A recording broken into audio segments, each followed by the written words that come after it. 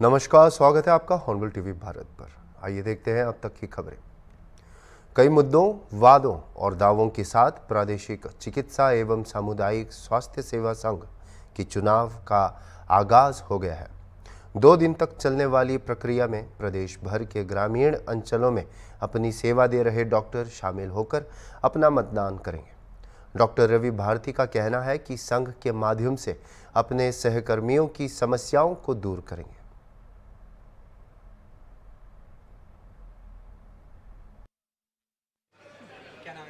मैं doctor Ravi Bharti. Doctor Ravi Bharti. Doctor साहब, आज ये इलेक्शन होने जा रहा है आपका, इसके पीछे का पर्पस क्या है? जो समस्याएं हैं आपके अपने लोगों की, कैसे उन समस्याओं को समाधान, क्या प्राथमिकताएं होंगी? पहला हमारा ये जो पर्पज़ है, ये अधिवेशन हम लोग का 2 साल में एक बार होता है। ये इसलिए होता है कि हम लोग अपना नया अध्यक्ष, नई कार्यकारिणी, प्रांतीय कार्यकारिणी चुन सकें। हम लोगों के सारे प्रदेश से सारे चिकित्सा अधिकारी सदस्य जो हैं वो सब यहाँ आएंगे, वोट डालेंगे और वोट डालने उसके बाद ये जनरल हाउस की बैठक भी है।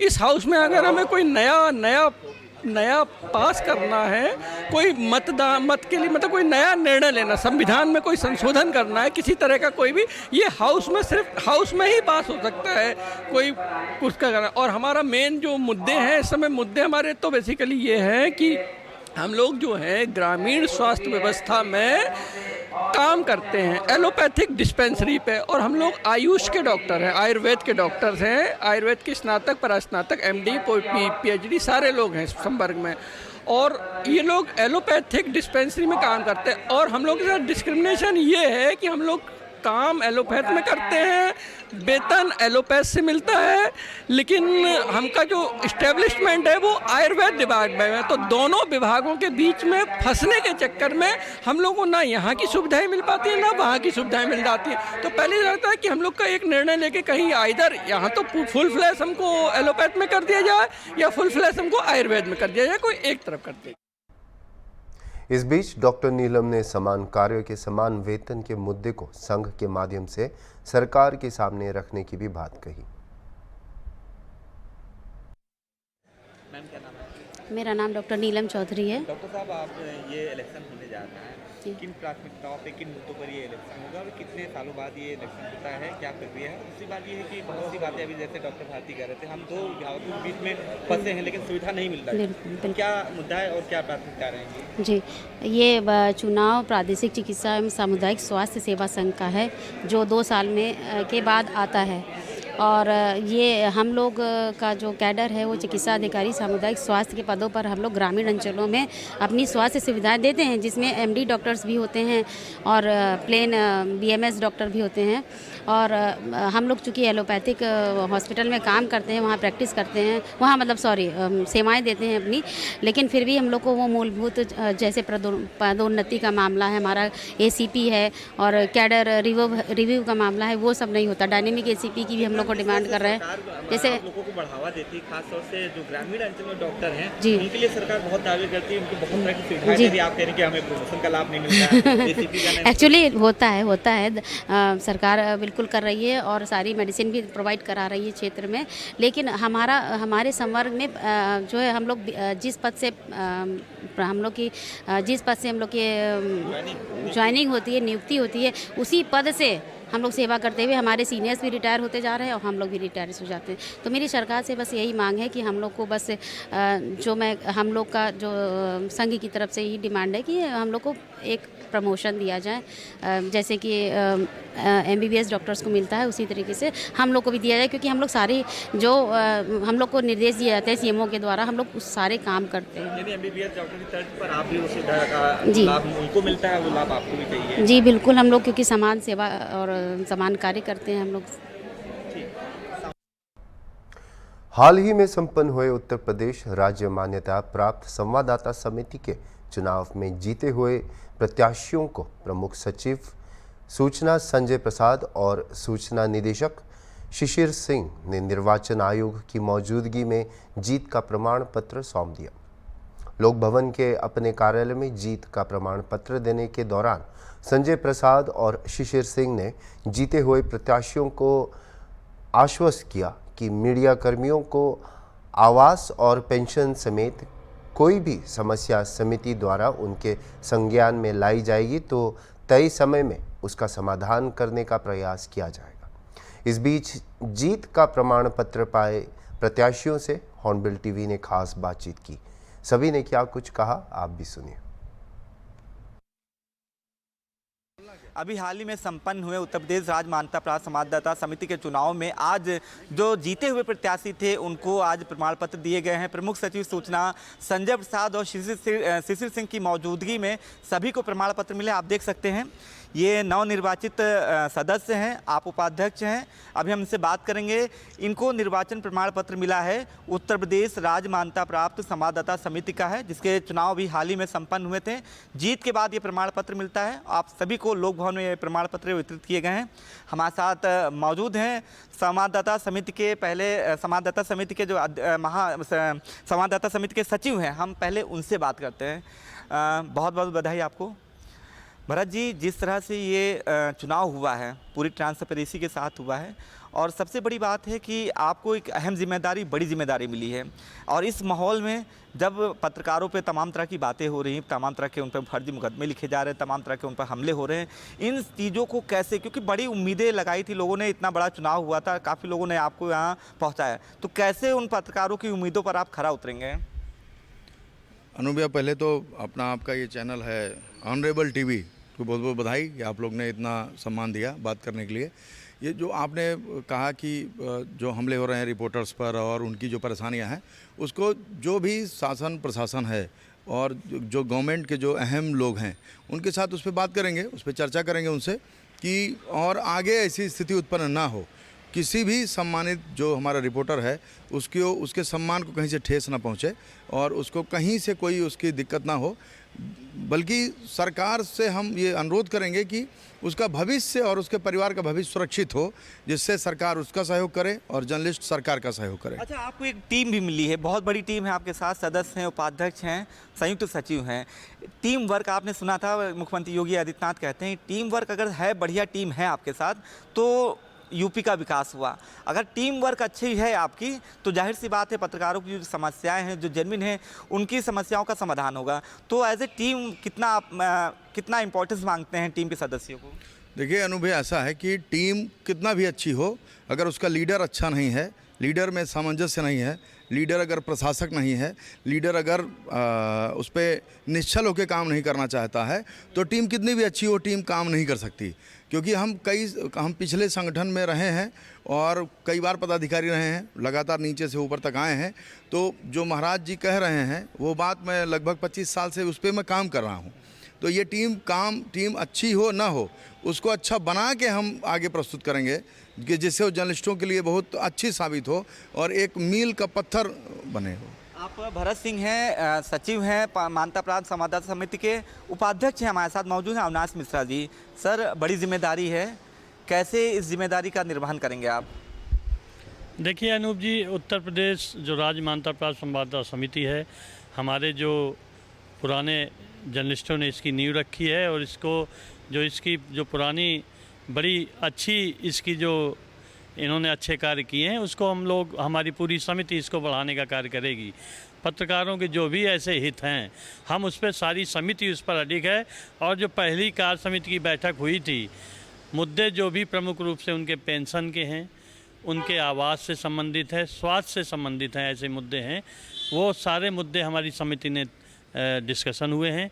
उनको एक उचित फोरम पे मुख्यमंत्री और उनके प्रमुख सचिव के स्तर पे उठाया गया है। और आज जो ये प्रमाण पत्र मिले हैं, आज भी हम लोगों ने सबने मिलके जो पत्रकारों की प्रमुख समस्या है उनके सामने संज्ञान रखा है।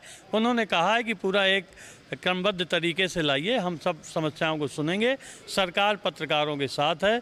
और प्रमुख सचिव साहब जो अपने प्रमुख सचिव हैं सूचना के, उन्होंने कहा है कि पत्रकारों के हितों को पूरा संरक्षण दिया जाएगा। अच्छा अविनाश जी, जैसे एक सवाल मेरा ये है, जैसे सरकार बनने के बाद गोरखपुर के जो पत्रकार थे उनको आवास मिले, लेकिन यहाँ पर ये जो पत्रकार उससे वंचित रह गए, आखिर ऐसी कौन सी वो कमी रही है और उस कमी को कैसे दूर करेंगे? कि भाई बहुत बड़ी समस्या होती, पत्रकार के पास ज़्यादा कोई आय का स्रोत नहीं हो, साधन नहीं होता है, तो उनके सामने ऐसे में एक आजीविका के साथ साथ घर बनाना भी, एक आशियाना बनाना भी बहुत बड़ा चैलेंज रहता है। तो गोरखपुर के पत्रकारों की तरह यहाँ के पत्रकारों को कैसे वो सुविधा दिलाएंगे? मैं आपको याद दिला दूं कि उत्तर प्रदेश में पत्रकारों के लिए अलीगंज योजना बनी, वहाँ पे हमारे बहुत सारे पत्रकारों को आवास मिले हैं, प्लाट मिले हैं। उसके बाद गोमती नगर योजना बनी, वहाँ बहुत सारे 2017 के बाद से नहीं। उसके बाद फिर लालजी टंडन जी आए, जो लोग छूट गए थे उसके बाद उनको फिर प्लाट दिए गए। अब माननीय मुख्यमंत्री जी के सामने, योगी जी के सामने प्रस्ताव रखा गया है। अब उनके सामने मामला, क्योंकि कोरोना काल आ गया था, सरकार ऐसी विपदा में खुद ही व्यस्त थी, अब उस पर भी हमारी समिति बात करेगी। अभी उस मुद्दे पर बात हुई है समिति पे, आवास समिति पे भी बात हुई है। और जो भी हमारे ऐसे पत्रकार हैं जिनके पास आवास नहीं है, तो जो एक पत्रकारों के आवास खाली हैं, तो हमारी समिति ने वो भी बात की है कि उस पूल में उनको रखा जाए। करीब 2 दर्जन 3 दर्जन जो आवश्यक हैं, जिनके लिए जिनको आवास बंद पड़े हुए हैं, उनके लिए भी समिति ने बात की है। तो पत्रकारों के हितों को समिति पूरे कंधे से कंधा लगा के सरकार के उस पर मुद्दे रख रही है। और किसी भी मुद्दे को, अभी पिंटू जी हमारे एक फोटोग्राफर थे, वरिष्ठ, ख़त्म हुए थे, तो उनकी पत्नी और एक बेटा है, परिवार उनका बहुत ही उनकी दिक्कत है पारिवारिक आर्थिक रूप से। उस दिन भी समिति में रखा है और हमारी समिति और सब लोगों ने, पत्रकारों ने प्रेस क्लब में भी उनका श्रद्धांजलि आयोजन की थी, उसमें भी लोगों ने जो मदद कर पाए पत्रकार, उन्होंने भी किया है। और आज प्रमुख सचिव महोदय की बैठक में भी हमारी समिति ने बात की है कि उस पर फोटोग्राफर को भी उचित मदद दिलाई जाए। उन्होंने कहा है कि आप एप्लीकेशन लाइए, कुछ फॉर्मेलिटी हैं वो हो जाएंगी, तो उन्होंने उसको कहा है कि हम करवाएंगे, उनको मदद करवाएंगे। जाहिर सी बात है, बहुत बड़ी जिम्मेदारी, जिस तरह से आप कह रहे हैं, उस जिम्मेदारी चाहे जितनी बड़ी हो, चाहे जितना चैलेंज हो, लेकिन उस जिम्मेदारी को निभाया जाएगा ताकि जितने भी पत्रकार साथी हों वो निराश ना हो, उनके परिवार वाले निराश ना हो। हमारे साथ समिति के सदस्य हैं अब्दुल वहीद जी। आमतौर पे ये होता है कि जो जितने बड़े पदाधिकारी होते हैं वो सदस्यों की सुनते नहीं, वो अपनी ही राग अलापते रहते हैं, जैसा कि पिछले उसमें हुआ है। तो आप एज ए सदस्य, सीनियर सदस्य हैं, कैसे सामंजस्य बनाएंगे अपने जो वरिष्ठ हैं, चाहे उपाध्यक्ष हो या सचिव हो या अध्यक्ष हो, बड़ी जिम्मेदारी है, ये भी सदस्यों की भी जिम्मेदारी होती है, कैसे सामंजस्य बैठाएंगे? देखिए, इस बार जो 21 की कार्यकारिणी चुनी गई है, सबसे पहले तो मैं उनको बधाई दूंगा। और इस बार कहीं ना कहीं हमारे बीच में सचिव के रूप में भारत सिंह जी आए हैं, अध्यक्ष के रूप में हेमंत तिवारी आए हैं। दूसरी बात मैं कहूँगा आपके चैनल के माध्यम से कि उत्तर प्रदेश सरकार आम जन हित की जो काम कर रही है उसमें पत्रकार भी उन्हीं जनता के बीच में रहता है। तो हमारी सरकार भी पत्रकार हितों को लेकर संवेदनशील है। सवाल है कि वहाँ तक बात पहुँचनी चाहिए। आज भी माननीय डायरेक्टर महोदय से, प्रमुख सचिव महोदय से बातचीत हमारे वरिष्ठ पदाधिकारियों ने करी है। उन्होंने वादा किया है कि माननीय मुख्यमंत्री जी से आपकी 21 कार्यकारिणी की हम मुलाकात कराएंगे। आप लोगों के जो भी जनहित, पत्रकार हित के मुद्दे आप लिख के दीजिए। आज प्रमुख सचिव ने भी यही कहा है कि मैं एक बिंदुओं पर गंभीरता से विचार करते हुए पत्रकार हितों की पूरी बात मानी जाएगी। अगर आप हमारी सरकार की चीज़ों को जनता तक पहुंचा रहे हैं तो मेरा भी फ़र्ज़ बनता है कि आपकी जो जन समस्याएं हैं या पत्रकार हित की बात है, उनको भी हम प्रमुखता के आधार पर हल कराएं। चलिए, आपने अब्दुल वहीद जी को सुना, भरत सिंह जी को सुना, अविनाश मिश्रा जी को सुना। सबका एक संकल्प है। संकल्प ये है कि पत्रकारों की जो समस्याएं हैं उनका समाधान हो, किसी तरह की उन पर दिक्कत ना हो, पत्रकारों पे जो फर्जी मुकदमे लिखते हैं या उनका किसी भी तरीके से जो उत्पीड़न होता वो किसी तरह का ना हो। इस संकल्प के साथ नवनिर्वाचित सदस्यों ने आगे बढ़ने की ठानी है कि कभी कोई भी पत्रकार परेशान भविष्य में नहीं होगा। वीडियो जर्नलिस्ट अनिल सैनी के साथ अनुज चौधरी, हॉर्नबिल टीवी, लखनऊ। आज भाजपा युवा मोर्चा के कार्यकर्ता और पदाधिकारी सड़क पर उतरे और अखिलेश यादव का पुतला जूते की माला पहनाकर और जूते चप्पल से पिटाई कर आग लगाई। इस प्रदर्शन का नेतृत्व प्रदेश अध्यक्ष प्रांशु दत्त ने किया। प्रांशु दत्त ने अखिलेश यादव के बयान पर आपत्ति जताते हुए कहा कि यह बयान हिंदू धर्म के प्रति अपमानजनक है और राहुल गांधी के हिंसा वाले बयान की तरह ही इसे भी स्वीकार नहीं किया जा सकता।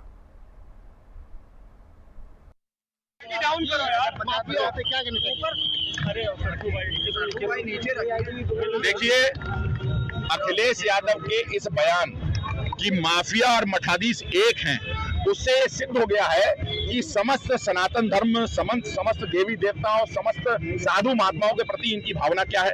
ये इनका पहला बयान नहीं। इससे पहले इंडिया गठबंधन के नेता राहुल गांधी ने संसद में भी हिंदुओं को हिंसक करार दिया था। ये लगातार हिंदुओं को अपमानित करना, हमारे साधु महात्माओं को अपमानित करना, हमारे देवी देवताओं को अपमानित करना, ये जुर्रत ये लगातार कर रहे हैं। मैं इनसे कहना चाहता हूँ कि जब वो ऐसा बयान दे सकते हैं तो क्यों नहीं दुनिया में सबसे ज्यादा आपराधिक घटनाएं जिस धर्म के लोगों में जिनका नाम आता है, जो सबसे ज्यादा आतंकवादी घटनाओं में जिनका नाम आता है, उनके धर्मगुरुओं मौलाना मौलवियों पर कभी टिप्पणी करने की हैसियत दिखाएं, उस धर्म के लोग इनको इनकी अपनी हैसियत बताने काम कर देंगे। मैं इसलिए ये भी कहना चाहता हूं कि जब उत्तर प्रदेश में अपराधियों पर कार्रवाई हो रही है और अखिलेश यादव बिलबिला रहे हैं, तो इससे ये भी सिद्ध हो गया है कि उत्तर प्रदेश में संगठित अपराध के पीछे किन सफेद लोगों का हाथ है। आज सवाल पूछा गया, उन्होंने कहा गूगल पर चेक करके देखें कि क्या इसका असर क्या निकल के आता है। क्या मजाक की बात है, एक पूर्व मुख्यमंत्री ये कह रहे हैं कि गूगल में सर्च करके देखो। तो मैं उनसे कहना चाहता हूं कि फिर गूगल में टोटी चोर के आगे जो नाम लिख के आएगा उसको अगर वो विश्वास कर लेंगे, सहमति जता देंगे। पप्पू के आगे जो नाम लिख के आएगा उस पर भी अपनी सहमति जता देंगे। बहुत हल्की बात करी है। और मैं ये भी कहना चाहता हूं जो समस्त हिंदू समाज का, सनातन धर्म का, हमारे साधु महात्माओं को अपमान किया है, इसको जनता और देश के हिंदू जो है किया गया था तिलक तराजू तलवार मारो दूसरे चार, इसको लेकर उन्होंने कहा है कि उनका पुतला नहीं फूका, हमारा पुतला फूक रहे हैं। ऐसा है, अपनी बला दूसरे पे न टालें। जब उस समय जिन लोगों ने बयान दिया होगा उस समय की जनता ने उनको भी जवाब दिया होगा, अगर ऐसा उल्टा कोई बयान दिया होगा। आज अपनी बात करें, उन्होंने क्या बयान दिया है, उस बयान के बारे में अपनी चर्चा करें। उन्होंने बता दिया कि गूगल में सर्च कर लो, तो हमने गूगल में जवाब दे दिया। अशासकीय विद्यालय प्रबंधक महासभा द्वारा शिक्षा में सुधार और निजी विद्यालयों की समस्याओं के मुद्दे पर एक प्रेस कॉन्फ्रेंस का आयोजन किया गया। लखनऊ के प्रेस क्लब में आयोजित प्रेस कॉन्फ्रेंस में महासभा का गठन उत्तर प्रदेश में निजी विद्यालयों के प्रबंधकों को एक मंच पर लाने और उनकी समस्याओं को सरकार के सामने प्रभावी ढंग से उठाने के मुद्दे पर मंथन हुआ। महासभा के पदाधिकारी दिनेश चंद्र मिश्रा ने प्रेस कॉन्फ्रेंस के दौरान बताया कि संगठन का मुख्य उद्देश्य विद्यालयों के विकास और प्रशासनिक चुनौतियों को सुलझाने के साथ ही शिक्षकों, छात्रों और प्रबंधकों के हितों की रक्षा करना है। मैं दिनेश चंद्र सिंह। देखिए, आज हमारे प्रदेश में शिक्षा व्यवस्था जो है वह 3 तरह की है।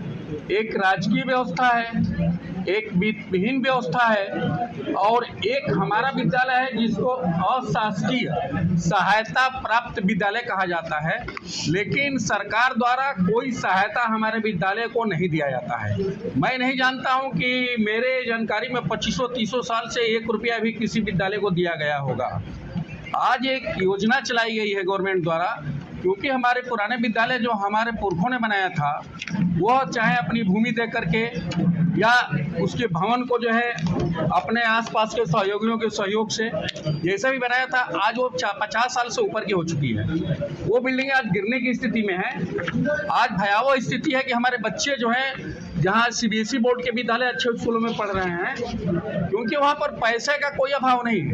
लेकिन हमारे विद्यालय में हम फीस लेने पर गवर्नमेंट ने रोक लगा दिया है कि आप फीस नहीं ले सकते, इसलिए कि हम जो है अध्यापकों का वेतन देते हैं, जबकि सरकारी स्कूलों में फीस नहीं लेते हैं। वही फीस जो है हमारे विद्यालय में है, लेकिन वहाँ गवर्नमेंट पूरा का पूरा 100% बिल्डिंग बनाने से लेकर के हर तरह का पैसा दे रही है। लेकिन हमारे विद्यालय पर सौतेला व्यवहार है। यह आर्टिकल 14 जो समानता का मूल अधिकार है उसके ये विरुद्ध है।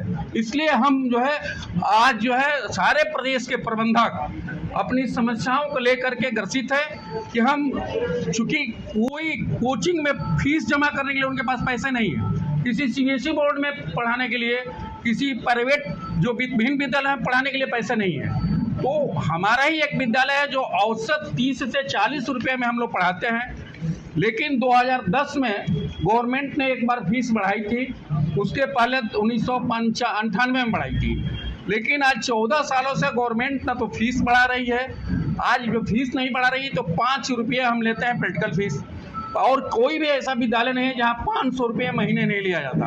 अब 5 रुपये और 500 रुपये की फीस में आप समझ लीजिए कि कैसे प्रैक्टिकल की हम अच्छी शिक्षा दे पाएंगे या हम अपने बच्चों को उनके बराबर खड़ा कर पाएंगे। क्या कोई ज्ञापन जो सरकार को आप देंगे इस मामले को? बिल्कुल देंगे और हम दे चुके हैं, कई ज्ञापन हम दे चुके हैं। आश्वासन मिला ये काम हुआ? नहीं, आश्वासन देखिए, पहले जब मैं एक और संगठन में था महामंत्री, तो हमने 3-4 बार प्रमुख सचिव से मिला और उसके बाद जो है डायरेक्टर से मिला। सबने आश्वासन हमको दिया कि यह समस्याएं बिल्कुल आप जो उठा रहे हैं सब सही है।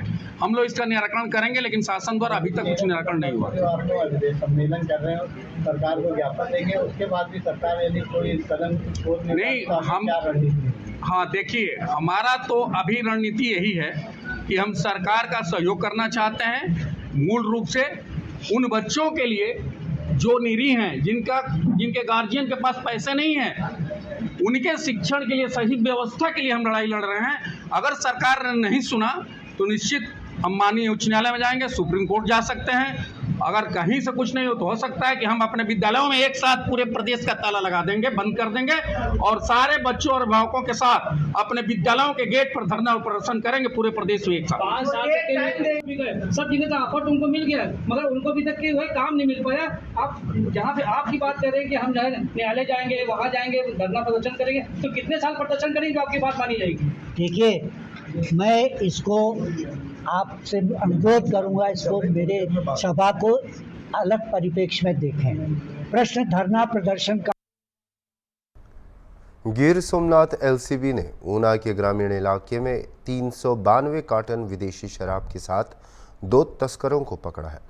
ये शराब ऊना के नेशड़ा गांव के सीम इलाके के बरामद की गई। देर रात एलसीबी ने शराब की तस्करी के प्रयास को विफल कर दिया। जब्त की गई शराब की कीमत 20 लाख रुपए से अधिक बताई जा रही है।